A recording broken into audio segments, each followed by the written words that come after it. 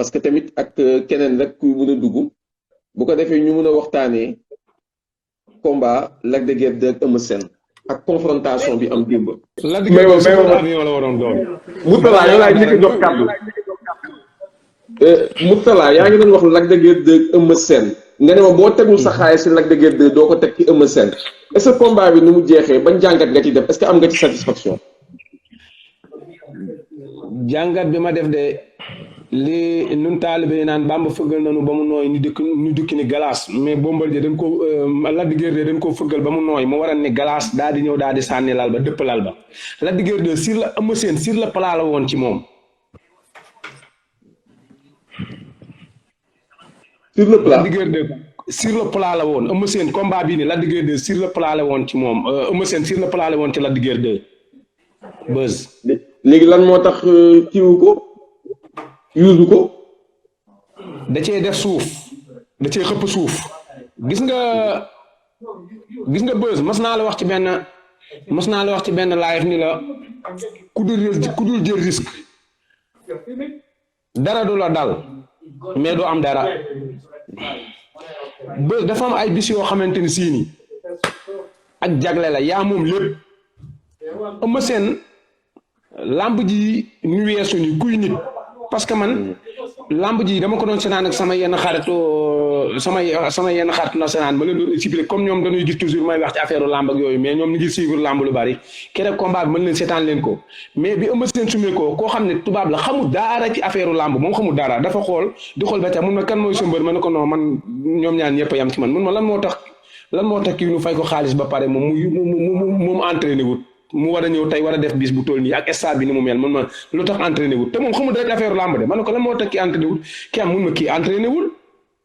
kii entraîné wul mu wax ma loolu te moom xamul ci bëre dara. Eumeu Sène nee naa la Covid bi dafa weer ay mbër yu bari combat bi Lac de Guiers 2 moo ko moomoon à 99%. xam nga damay analyser dama analyser lépp ba xool xam ne Lac de Guiers 2 nii moom combat bii. mais bi keroog bi jouru combat bi taxee bi ma xoolee Eumeu Sène yàlla xam na ne avant arbitre bi soufflé man dama ñeewante woon Eumeu Sène ndax li ma gisoon boobu ci Eumeu Sène ak li nekk ca Lac de Guiers 2 bu gëmoon boppam bu yoroon jikkoy Modou Lo wala combat bii Eumeu Sène bëre ak Lac de Guiers 2 bu ko bëri woon ak Bombardier bu mbuur kon day bàyyi bëre. dégg naa li nga wax Mourtala maa ngi ñëwaat ci yow ba bëgg a déglu juste réaction Tony yow nga dégg sa mbër duñ koy wax nii dégg nga Mourtala lu mu wax yëpp sa mbër Lac de Guiers 2 ban réaction ngay am Tony balaa may dem ci ku ci des. bës d'abord dama leen di siyaare sama doomu yaay bi Mourtala di siyaare yow di siyaare gars yi nga xam ne ñu ngi nekk di seetaan waaw xam nga Mourtala moom mooy làmb quoi Mourtala lépp lu ma wax si làmb rek téere la quoi te avant làmb ji am na li ma wax lu ma gënoon tax sama am confiance. nee naa la tegal boo bëggee sa ngalax neex tegal ci Lac de Guiers 2 boo bëggee sa ngalax neex sab suukar tegal ci Lac de Guiers 2 maa la ko waxoon eggaleel. làmb ji bala muy commencé daf ma kii dama doomu yaay léegi nii laa gis lu mu gën a may confiance moo tax boo seetloo sa laaj maa ngi ñëw di déconné quoi xam nga di yëngal ndax dama woon confiance quoi mais bon pour dire la vérité man nga xamante supporter man mi nga xamante vrai supporter Lac de Guiers la man mi nga xamante tey su ma bëggee làmb Lac de Guiers moo tax mu bëgg làmb parce que bu muy nekk tout tànk man dama la jël sama xaalis man dem ba film yi dagg tiset jël sama xaalis dagg billet dem stade supporter Lac de Guiers 2 xam nga donc yàgg naa ko topp gars yi bàyyi nañ ko mais terew man dama ko topp mais combat bi mu génn nii pour dire la vérité man kontaanu ma si man mi nga xam ne fan sem la kontaanu ma si parce que pourtant moom moo gagné de moom moo indi ndam li de lu tax kontaanuloo non xam nga dama kontaanu parce que dafa amoon ñu mel tey yow ñu tegale ceebu jën tegale lépp da nga war a ñëw rek lekk Lac de Guiers 2 dafa moomoon combat bi 100% parce que on voit que Eumeu Sène il n'était pas prêt à 100% de physique parewul physiquement parewul mystiquement xam nga donc tey yow nga gis ni kay sa adversaire yow parewul mais ñëwal nga exploité li mu yor ñëwal nga exploité bu ragal bu jëree song bu jëree dóora bu jëree encaissé coup comme ni ko Balla Gaye waxee parce que mbër boo bëggee daan yi fa nga jël risque buzz gis nga mbër am na foo xam ne boo ko tollee da nga war di risqué xam ni carrément am na nit ñoo xamante tey ñu ngi xare nag Lac de Guiers 2 am na nit ñoo xam ne ñu ngi dégg lu nekk ak cause Lac de Guiers 2 ba keroog li si mujj si live bi fii nii dégg naa lu nekk keroog fii si live bi mën a tulloo xam nga gars yi ñu ma doon sànni xeer parce que ki ma doon supporté parce que dama ko gëm donc ni tey bu lay supporter tamit buzz am na foo xam ne boo eggee da nga war a wane ful ak jom da nga war a wane ful ak jom quoi ñëpp xam ne ni keroog combat bi la dëgg dëgg moom mën combat bi 100% buzz moom parce que moo gënoon pare physiquement moo gënoon pare mystiquement mais dafa war a ñëw exploiter mu yor na exploiter mu yor gis nga mbër boo bëree daanu ñu dina la comprendre parce que kii bëree mooy daanu moom may am victoire mais tey boo wanee fula wane jom boo daanu ñu dañuy gën a kontaan boo daanu moom tey bu ñëwoon bëree wane loo xamante ni musu ko wane bëree bu ko ma seen daane billaahi ñun dañuy kontaan parce que dañuy xam ne suñu mbër def na fula fayda yaa ngi comprendre. mais loxo bi doon metti nag. waaw loxo bi moom wane na preuve loxo bi moom wax dëgg yàlla wane na preuve démb wax dëgg yàlla. loolu tegal sa baaraam foofu Tony maa ngi ñëwaat ci yow Mama Dieng. waaw Lac de Guiers 2 Eumeu Sène en tant qu'amateur de lutte noo koy jàngatee. waaw man de wax dëgg te neex yàlla combat bi. te kanam gi du feeñ de ah. non damaa tëdd ba pare. waaw baax na bismillah. Lac de Guiers 2 Eumeu Sène moom wax dëgg te neex yàlla man demoon naa stade waaye déception bu mag laa ci jëlee comme d'habitude ci dernier combat Lac de Guiers 2 yi ma dem yëpp te man moom décidé naa bés ni ki tey ni Lac de Guiers 2 moom lépp loo xamante ni événement bu mu bokk la ci làmb dootuma ci dem dootuma ci wax.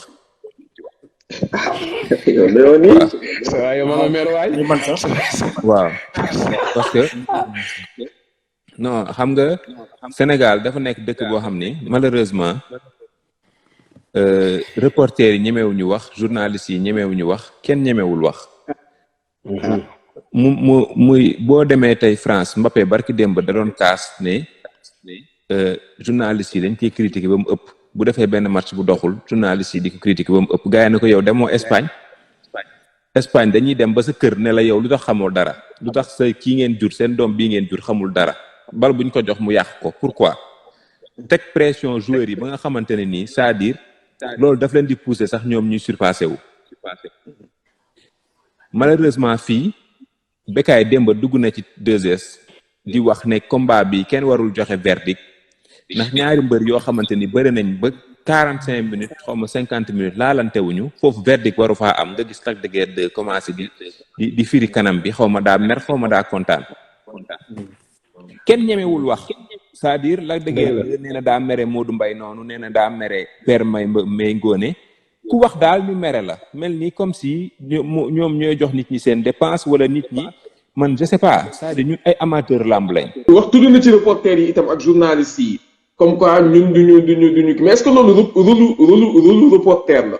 est-ce que loolu rôle journaliste est-ce que loolu du rôle chroniqueur parce que mu tudd na ba tudd tey Mbappé mais Mbappé est-ce que journaliste bi wala reporter kuy présenter plateau est-ce que kooku moo koy critiquer wala chroniqueur bi moo koy critiquer maanaam tey Mbappé est-ce que Pierre Ménez xam nga ni Pierre Ménez chroniqueur la Habib Beye chroniqueur la est-ce que Hervé Matou mooy critiquer Mbappé wala ñoom Habib Beye ñoom Pierre Ménez loolu itam il faut ñu xoolaat ko ah Mourtala.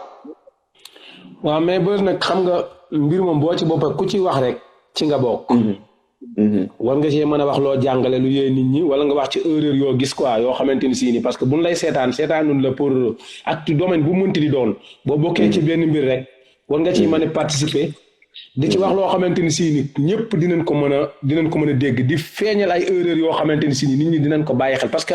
loolu mooy rôle ki nga xamante ni si ni ñu ngi koy xool ci wàllu làmb wala ci wàllu football wala ci wàllu basket loolu moo tax nit ñi di leen suivre quoi mais comme ni ko sama waajooju waxe noonu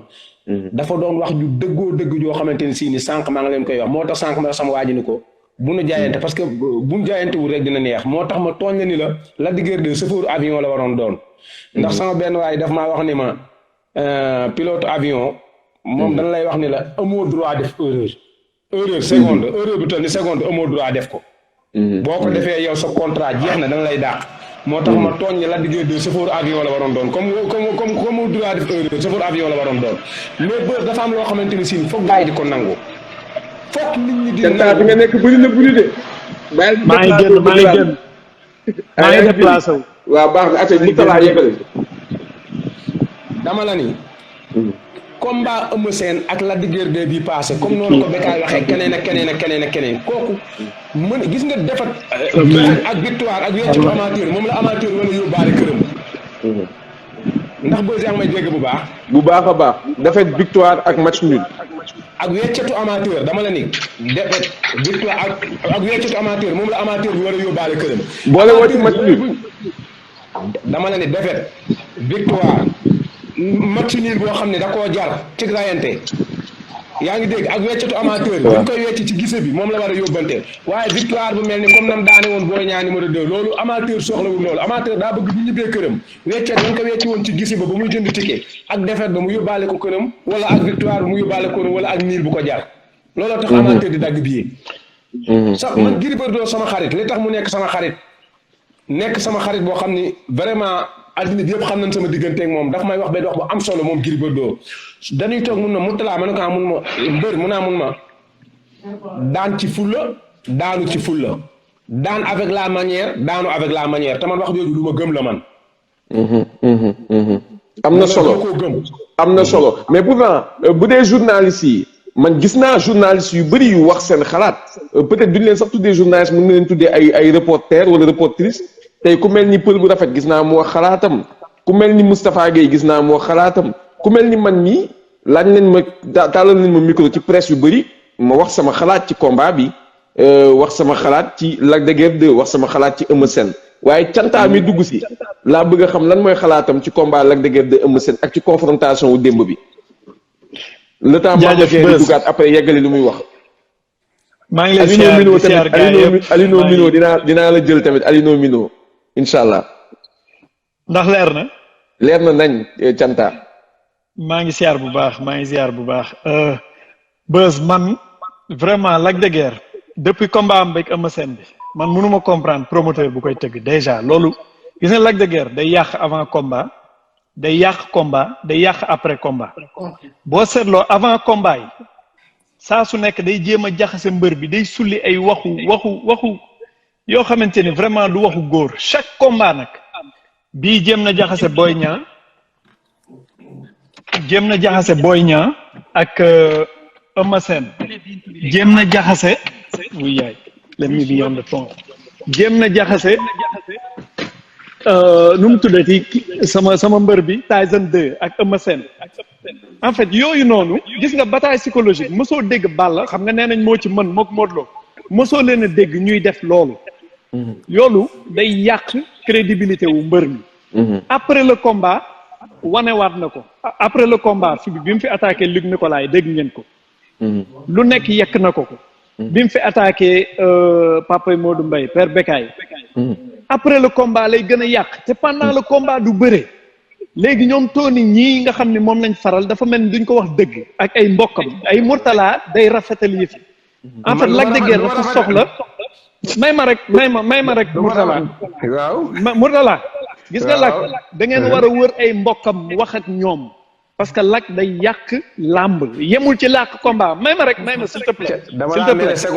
mere seconde nga dem seconde de continuer mais dama la mere seconde bi nga tuddee Balla Gaye tudd Modou Lo tudd Lac de Guiers dama la mere loolu mi ngi mel ni Ligue des champions ak nawetaan continuer loolu nangu naa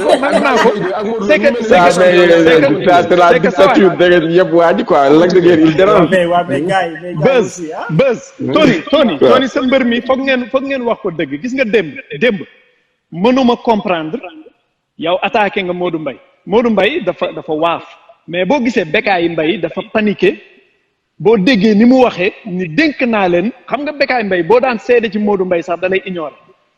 donte doomam la gis nañ ni mu ko bëggee mais da lay ignorer pour genre ni na xuusal boppam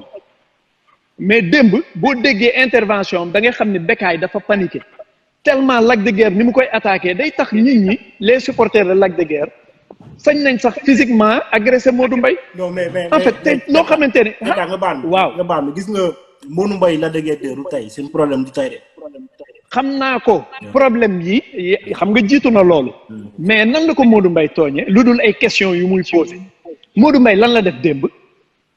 du Modou Mbaye rek. non Modou Mbaye attaqué na Eumeu Sène attaqué Bijou bay saaga ci plateau dégg ma koñ ni la VIP nga ñëw sa moroomu mbër di ko saaga ci plateau. loolu mooy avant ak après laa la wax pendant le combat gis nga ki ma toogaloon di seetaan combat bi dama ni ko daf ni ma Lac day song mu ngi armé naan arbitre bi na sifflé man kooku naan ma buy wàcc mu koy song ma ne ko yàlla xam na ni du song mën naa cee teg sama xaalis mu ni ma buy wàcc gisoo kii mu ngi araftu Lac avant muy kii gis nga ni mu armé arbitre bi sifflé mu taxaw Lac bu ëmma naree song dóoram yooyu xam nga du dóor yu sérieux yéen Mourtala yi xam làmb xam ngeen. waaw mais Canda nga baal ma. xam nga lan mooy problème xam nga lan mooy problème Lac. waaw balaa ngay kii xam waaw nga déglu woon tële. xam nga problème Lac de Guiers ak Eumeu Sène ci combat bi passé nii Lac de Guiers 2 Eumeu Sène moom ku ko xam ni bu dee ci wàllu bëre la il faut nit ñi di ko ci sóor mais Lac de Guiers 2 dafa ñemewul Eumeu Sène ci kaw bëre jàppante nii ñoom ku ci Eumeu Sène ndengeeñ yaakaar nga ne bala laa Eumeu Sène a bàyyi parce que Eumeu Sène bëri bu fekkee ne waxoon naa la ko keroog ni la boo déggee nu ci bëri la jeex rek Eumeu ray na ko mais ñoom waa léegi lu tax xeexul lu tax xeexul ma nga doon jéem a xeex de daa dëggalul li muy xeex xanaa non yow non xaar ma mi ngi doon jéem dama ne la xam nga bu doon yow sax du la daan bu doon yow sax du la daan loolu xeexul non dama la ne xam nga xeex bu sax ak xeex bu dëgg xam nga dama la ne dafa am ay mbir yoo xamante ni sii nii dafa am ay doomu aadama yoo xamante ni dagg seen billet 150,000 francs foo mënti di jaar di nga kontaan xam nga li gën a metti ci àddina sama sëriñ mooy nga dagg benn billet 1000 francs ñibbee ko naqar $10 ya sama $10 yi ma mettee buzz man kii dina ma fay ñu tëdd sax buzz dina ma fay man loolu garaawul sama compte moom xam ngeen ko ni ngeen def ba jot xaalis bi di ngeen ko defaat ba dugalaat ko mais dama la ni bu dara desul ci làmb ñoom ak Eumeu Sène Lac de Guiers 2 dafa am ñoom ñaari ragal yu ñaari ku ne daa am loo ragale sa morom Eumeu xam na boppam Eumeu du physique la indi du doole la du dara la li mu indi Lac de Guiers li mu yor xam na ni bu Lac de Guiers dëggalee boppam day am problème mais Eumeu tamit comme muus na te mbër mu mag la te xam na ni moom li mu indi nii tey jii ci làmb ji lii nii gerte caaf la mu daan ne xaaral comme kii ragal na ma comme li naan ñaar ñu ragal mu ni comme kii ragal na ma naa téye sama bopp xaar ma napp ko daal di koy napp daal di taxaw ak biiram bu rëy daal di taxaw xulli ay bëtam bu ma jàppee lamb ji du ko mas a jàpp non déedéet mu wax loolu waaye waaw may leen tuuti mu wax nag may leen tuuti mu wax tuuti sànq ba léegi mu ngi bëgg a wax waaw mais gars yi yéen mais attends wax leen dëgg mais yéen tey Lac de Guiers 2 initiative yi mu jël bëgg Eumeu Sène jëloo yaakaar ne combat bi du jeex non loolu leer na déedéet Tony gis nga am Eumeu moom dafa ñëwoon pour défendre mais Lac initiative am yi dafa dëgguwul xam nga loolu tamit ñëpp seetlu nañ ko Lac dëgguwul xam nga bu dëggu woon bu dee nee na da ko dàq ji ba ci saaku yi waa léegi lu tax continué wul waa ji yëg ci na ba ci saaku yi yaa ne da ko dàq ba ci saaku yi waaw mais waa ji mooy waa léegi na continuer pour lan continuer wul waa ji mooy arrière mu gars yi nànk rek xam naa ne seen yaram tàng na Mourtala laajteel waaw Canta bu ma la waxee benn affaire di nga ko gëm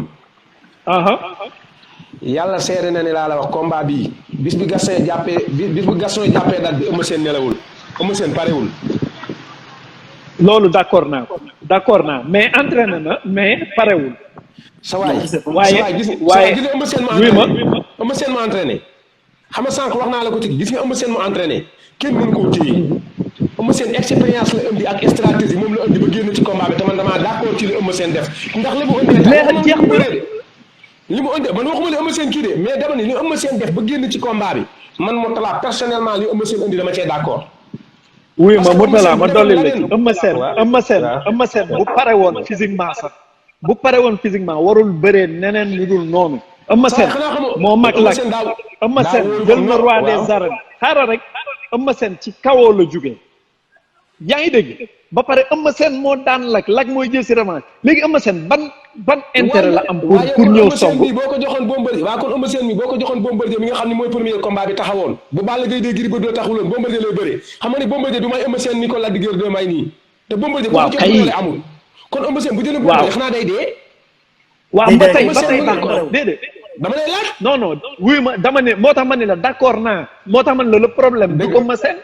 Eumeu Sène amul luñ koy reprocher xam nga lan mooy problème waaw Lac de Guiers mii ni mbërum Tony mii ni day song ñëw topp nit ki ba ci saako mais tegaatal mbëru non Tony dañ cee bëgg a génn Canta waaw tumaane ba ki démb ba semaine bii passé man bis bu ne man loolu laa wax semaine bii passé damaa def benn erreur di dawal benn police jàpp ma di ma xulli ay bët mais bi ma jàppee di xul damaa reetaan ne ko man maag Lac de Guiers 2 man Lac de Guiers 2 tax ne kenn mënatumaa napp ci xulli ay bët eggaleel barke maam Cheikh Mbaye laa la wax. Tony. non gis nga waaw gis nga Tony waaw Tony yo waaw wàccantaa ñëwul. bës démb Lac de Guiers da ngay xam ni kii dafa nekk ci benn tour de lëfam moom rek di dégg parce que Lac de Guiers nee na benn supporter am merul Lac de Guiers nee na ñi ko contre ñoom ñoo mer ci ni mu bëree moo tax ma ni la nit ñi du ñu wax Lac de Guiers dëgg te Lac de Guiers du jéem a seetlu gis nga Lac de Guiers dafa soxla ndimbal dafa soxla ku ko ni Lac dimbali nu nga bàyyi parce que ak bi ngay xamante ni yaa ngi koy lekk dafa bëri. waaye saay bu waray waay. non non li may wax nii li xam nga li may wax pourquoi c'est sérieux pourquoi c'est sérieux mais lan man may combat canta dugg may de lan diggante li muy def daanul kenn mënu koo daa xam nga li Thione Seck doon wax naa xam nga sànq bës daal bu demoon guerre rayu kenn rayu ko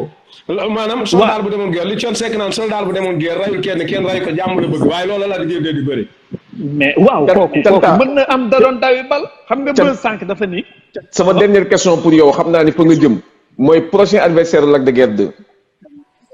non Lac dama bëgg mu bàyyi. non Lac dafa war a bàyyi. yàlla xam na li may wax duy caaxaan bi waxuma sax ñuy boole ko boy yi Lac dafa war a bàyyi xam nga la moo tax bës. gis nga Eumeu Sène il a dit quelque chose de très important. nee na ponkal mu taxaw bañ a bëre.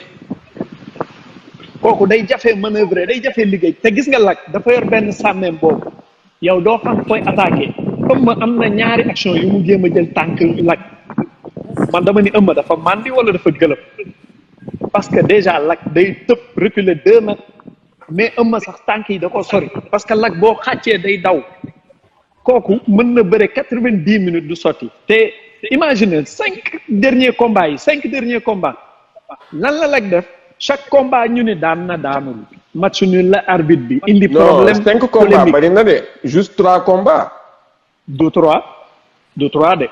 contre Boy Niang. waaw ak Modou Lo ak kii rek Eumeu Sène bi. ñaari Modou Lo déedéet 2 wu Modou Lo. non Modou Lo ci diggante bi daan na ci Papa Sow daan na ci Yékini. Lac. waaw ci diggante bi daan na Papa Sow dama lay jox rek ci carrière dama lay jox 5 combats yi rek laa la. ci carrière bi waaw. 5 combats yi. 5 combats yu mag yoo xamante ni c'est à polémique Lac bu ñëwee da koy jiiñ mbër ma wala mu jiiñ ko reporter ba wala mu jiiñ ko promoteur ba sama dernière chose bi ma bëgg a wax mooy Gaston Mbengue wax dëgg yàlla li ñuy wax ponkal mu xiif lu ñor neex mais bës làmb yi ñu tëgg nii dañ ciy jàppandi rek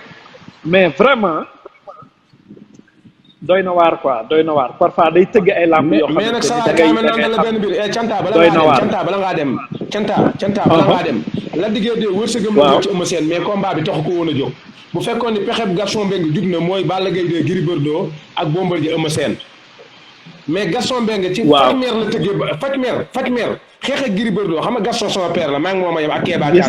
naa loolu day defante bu xësabee xeex ak yow dañ lay xeex ba sës mais faj mer la tëggee Lac de Guiers 2 xeex ak Gris Bordeaux la tëggee Lac de Guiers 2 mais du question ko daf koo tëgg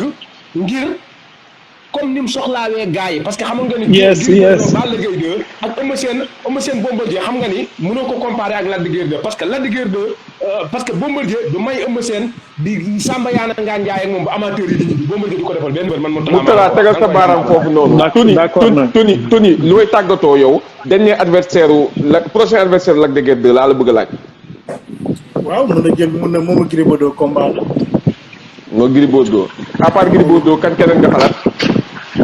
waaw bu kii Reug Guy bu nekkee Reug daan na war na mën a jël benn combat la Canta d'accord nga.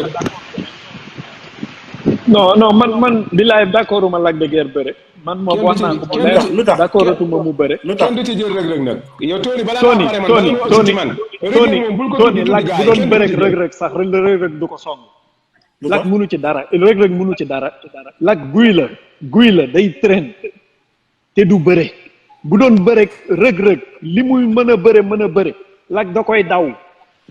te gis nga mag muy daw boo ko songee erreur nga ko mën a songee mu daan la est-ce que comprendre nga donc Lac du indi supporter yow mii xanaa yow Lac du indi dara du indi bàkk bu neex Lac du indi bëre bu neex. bàkkoom neex na de may si njaay moo tëgg de rii tàmbale di passé moom tëgg bi neex na tëgg bi neex na tëgg bi neex na Tony déglu géwél bi mu wax ñu tëgg bi non déglu ban tëgg la tëgg ritambale bi oui ritambale xam nga dama ni boo nee càppet lu Balla Gaye ñun la rën git gi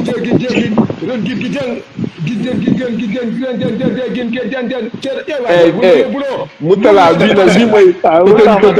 tëtën tëgg gi tëg muy yéen lii loolu xool tëgg tëgg tëg bës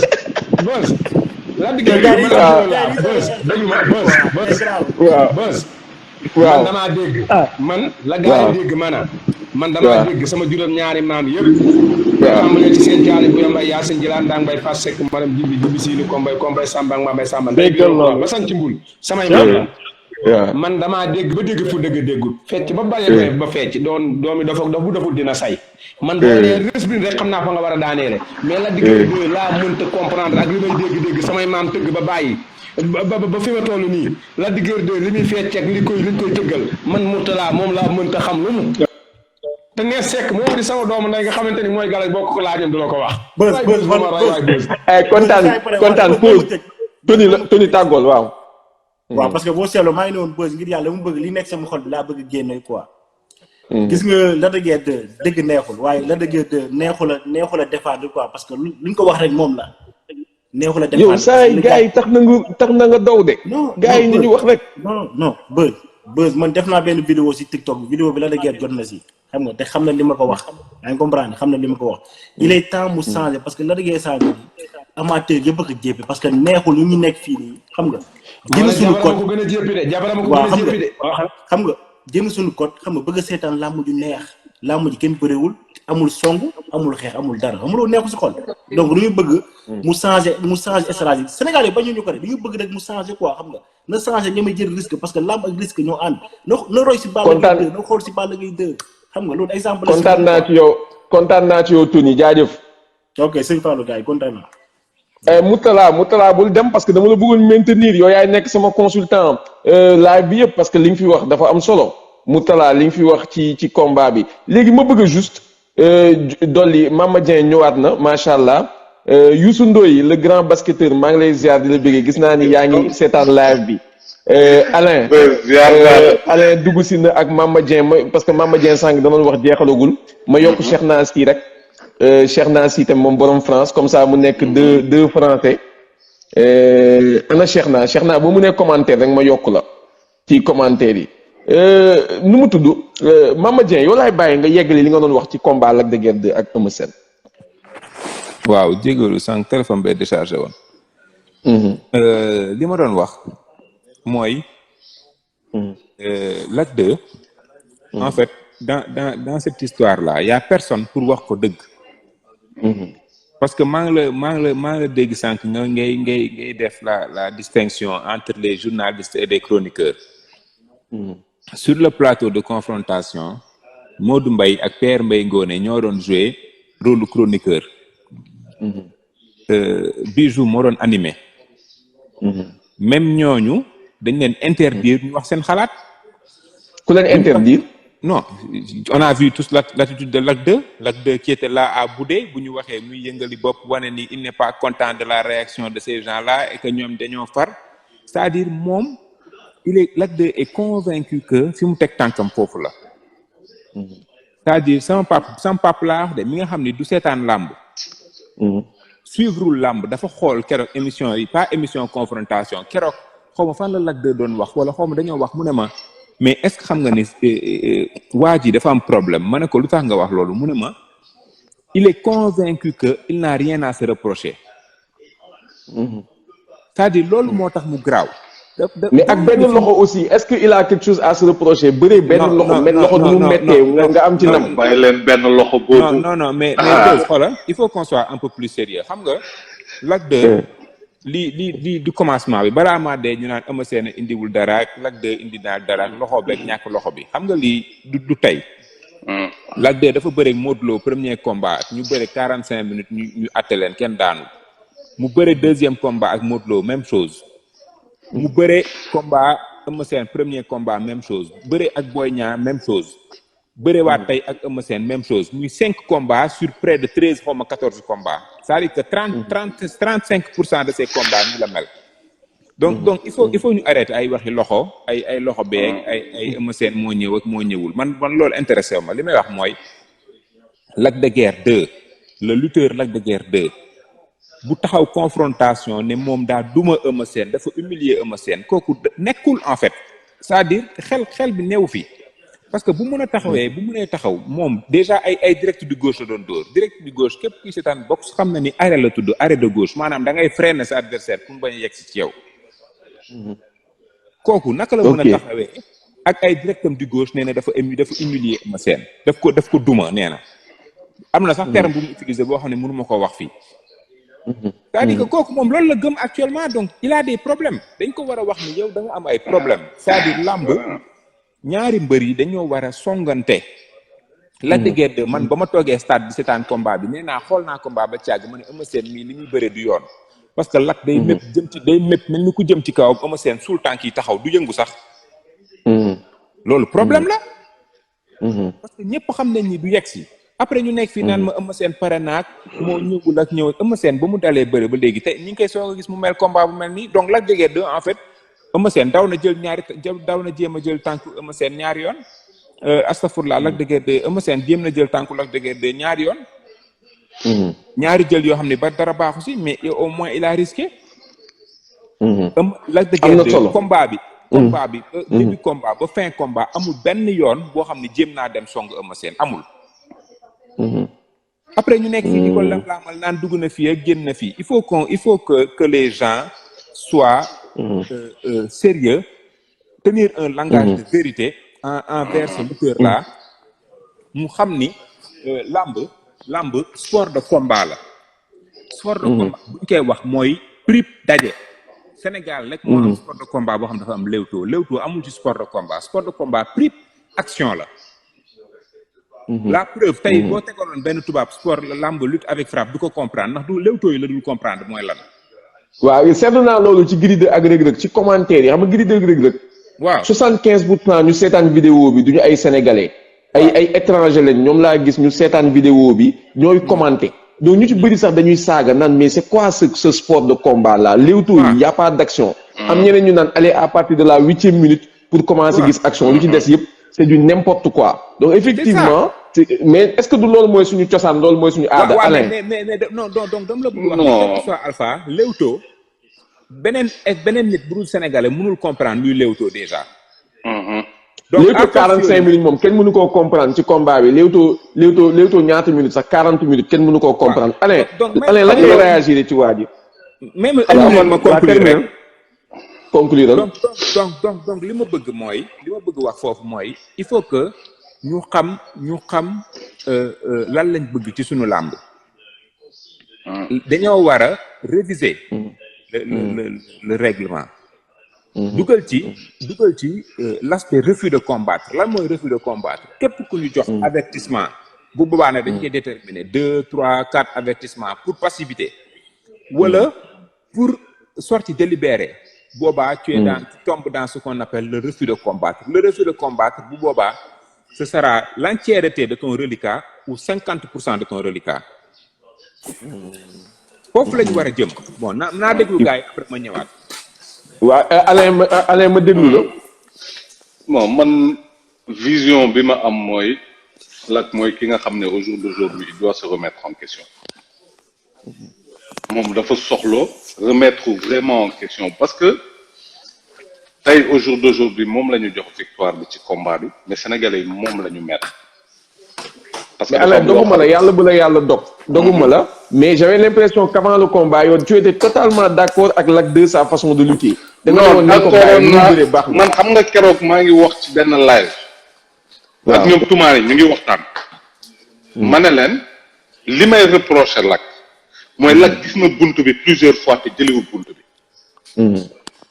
parce que Eumeu Sène avant veille bi maa ngi tooñ Toldo mën a ko yéen dañ leen jekk Toldo aalu bañ te xoolal démb rek waa Kawaar ba ne dañ leen jekk woon ba léegi mu koy bañ mais Eumeu Sène nekkuloon ci combat bi. c'était pas son jour xaw ma dañ ko jàpp mystiquement xaw ma lan la mais nekkuloon ci combat bi. da ngay gis am na fu Lac dóoree yeggalil action bi nit ñi loolu lañ ko meree en fait. C'est pas le fait que façon bëreem man je me pose chaque jour une question parce que Lac de Guiers bi muy commencé carrière am melu loolu lan moo xew ci diggante bi ba Lac léegi di bëreewee nii foofu la problème bi nekk man d'accord am naan ci comme pour man rasu dafa bokk ci làmb mais nag rasu dafa mel ni dóor bi même ci làmb dóor bi pro bi buntu la léegi tey boo dóoree nga gis buntu mais demal sa waay affaire bi loolu rek la après affaire u baaraam loxo man personnellement man gëmuma yooyu xam nga lu tax bés xoolal sama loxo bi gis nga li muy def sama loxo bi dafa damm déglu de ba toog 2 jours sama affaire bi di néewi te temps yooyu noonu saa bu ma ko yëngalee commencé miir su ma ko defoon nii damay xëm fracture du yëfu caaxaan te ñun gars yi dañu dem benn instant sonn ci benn affaire mooy lan après combat wéy dama gaañu woon mbëri nañu bàyyi loolu ku jël responsabilité bëree ak sa blessure sa affaire la bu combat bi passé bu ko fa tudd combat bu passé bu ko fa tudd Lac dafa war a changer façon bëreem parce que dina dem ba benn instant dina porter préjudice promoteur yi koy tëgg parce que benn promoteur bu ñëwee tëgg ko nit ñu bëri mën nañu bañ a dem te loolu dafa am importance benn instant ça veut dire bu amaatee combat tey mu bëriwaat même façon bi c'est sûr que lambam dina jeex après man je me dis promoteurs yi koy tëgg war nañu xoolaat li ñu tëgg du ma ne buñ ko tëggati mais damay ne ku koy tëggati tey xam nga ni muy bëreewee da nga koy utal benn mbër mu bëreek mbër bu offensif à fond te mbër bu offensif à fond pour ñëw songati mën na si perte sax combat am parce que kële day am passivité loolu day am passivité dafay am passivité Alain tegal sa baaraam foofu maa ngi ñëwaat ci yow Médoune yow gars yi ni ñuy vraiment dalee ci kaw Lac de Guiers nii est-ce que tu es d'accord waaw man maa ngi nuyu ñëpp ñu nekk si live bi di nuyu Alain. jaajëf Médoune. waaw en fait man d'habitude dama tàmmoon di défendre Lac parce que j'estime que si lamb ji ku nekk ak sa style xam nga mbër mënoo ko sa style de combat am na mbër yu bëri yoo xam ni comme ñoom Elton Guy gi même Gris Bordeaux yi yenn saa yi dañuy ñëw di xaar ay ponkal yu xaar moom dañuy jafe daal mais ku nekk ak sa style mënoo imposer benn mbër style mais Lac li ma ko meree si combat bi mooy pour man moomoon combat bi à 100%. parce que soo xoolee avant combat bi man moom laa joxoon favori parce que bi may xool les vidéos notamment si kii bi seen affiche yi entraînement et tout ça moom laa gënoon sentir physiquement Eumeu Sène dama sentiroon dafa xawoon mel ni essoufflé ba pare bras yi lourd muscles yi diis xam nga et loolu ça c'est vu même si biir combat bi mel ni nekkul man nag du ma wax affaire mystique parce que affaire boo xam ne la maîtriser wu ma ko à 100%. mais ku gis combat bi gis bi Eumeu Sène dugg see ak Lac àll bi mu ñëwee et tout xam ne ñi bisu Lac de Guiers 2 loolu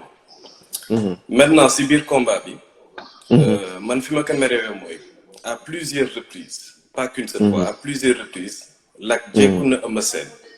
ba war ko mën a song ba am dara mu téyewaat boppam am na benn action boo xam ne ñu nekkoon si wetu saako yi fekk Lac dafa doon dóor Eumeu Sène ay uppercut affaire blessure bi dans wax après mais foofu dafa dóor Eumeu Sène dóor kay uppercut Eumeu xaw a tërëf foofu su eggali woon Eumeu Sène même su fekkoon jël bi si ginnaaw saako yi la kay jox jël bi mais Lac moom day dugg si action après rocceeku si parce que xam na ni Eumeu Sène la ko seqal aussi parce que soo xoolee si combat bi Eumeu Sène dem na 3 fois à dos mais Eumeu Sène du woon bisam en fait nekkul woon je disais ni ma ko jekkuwee malgré affaire blessure fracture bi ma prouvé waroon na ko mën a song tenter plaquage wala tenter dara lu concret ba mën a daan Eumeu Sène parce que Eumeu Sène était largement prenable en fait